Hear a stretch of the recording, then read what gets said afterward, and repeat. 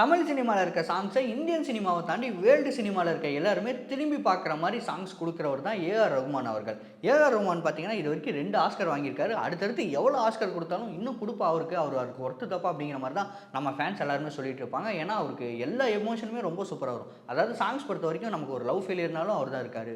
ஒரு லவ் வந்து சக்சஸ் ஆச்சுனாலும் அவர் தான் இருக்காரு.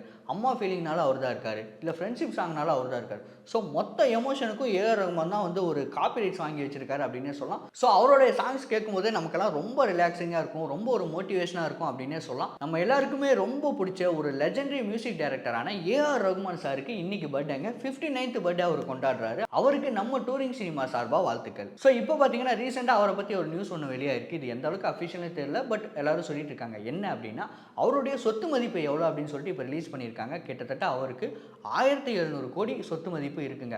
ஒரு படத்துக்கு பார்த்தீங்கன்னா அவர் கிட்டத்தட்ட 5லேருந்து 10 கோடி வாங்கிட்டு இருக்கிறாரு.